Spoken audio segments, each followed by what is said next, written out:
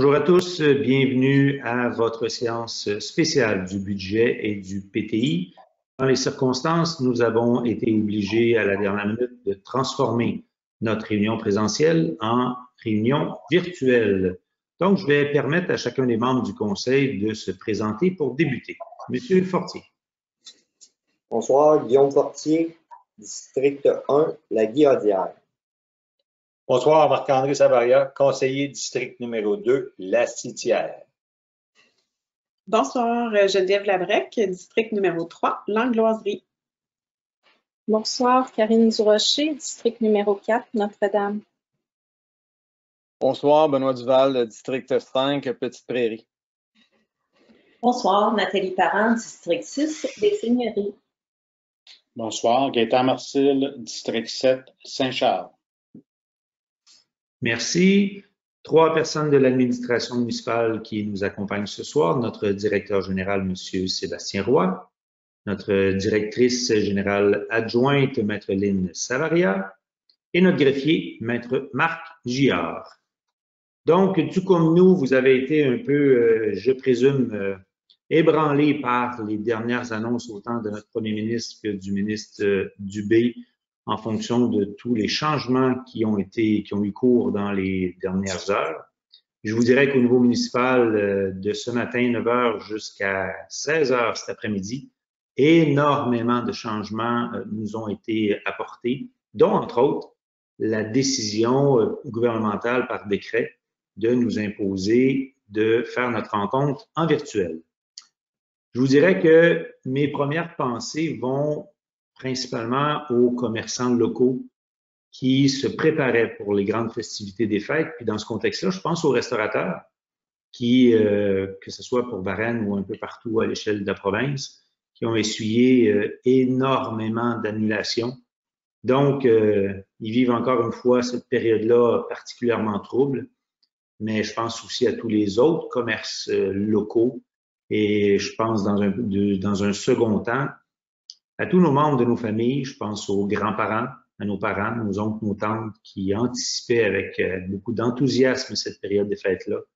Là, on nous impose davantage de restrictions, le moins de contacts possible. Donc, dans ce contexte-là, les choses ont énormément changé.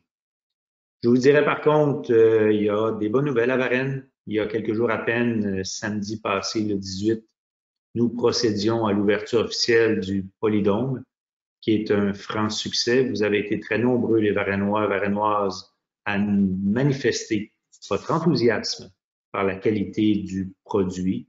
Et je vous dirais que depuis samedi, les plages horaires sont remplies, les enfants, les ados, les adultes se donnent rendez-vous pour profiter de cette magnifique infrastructure-là. Comme vous le savez, c'est une soirée budgétaire. Donc, ce qui a été important pour nous, c'est de s'assurer de respecter nos engagements. Donc, vous le verrez si vous allez voir la présentation budgétaire ou à travers les journaux, via la relève, vous aurez des détails.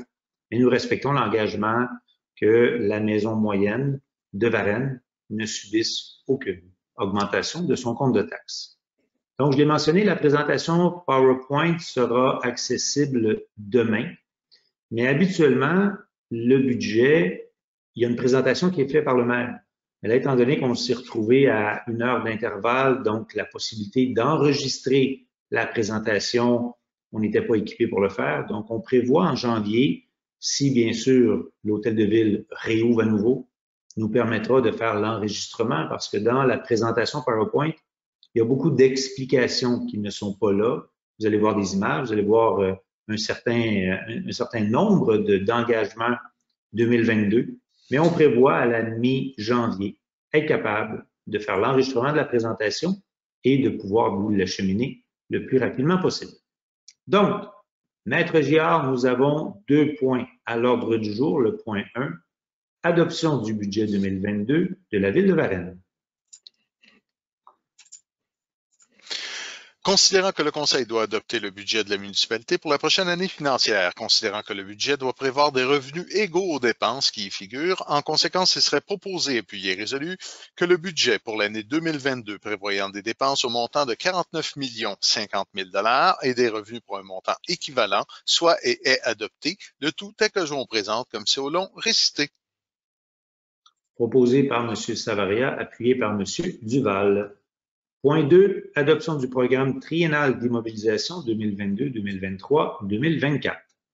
Considérant que le programme triennal d'immobilisation doit présenter les modes de financement des dépenses en immobilisation, considérant que le programme présenté répond aux prévisions du Conseil, en conséquence serait proposé puis est résolu que le programme triennal d'immobilisation pour les années 2022, 2023, 2024, totalisant des sommes de 49 034 500 $ soit adopté tel que présenté et joint au présent comme c'est au long récité. Proposé par M. Marcel, appuyé par M. Fortier. Donc, ce qui met déjà fin à notre séance spéciale du budget et du PTI. On se revoit. En fait, vous aurez la possibilité de cliquer pour la séance spéciale que nous avons dans quelques minutes, qui regroupe 16 points à l'ordre du jour. On se voit tantôt. Merci. Bonsoir à tous.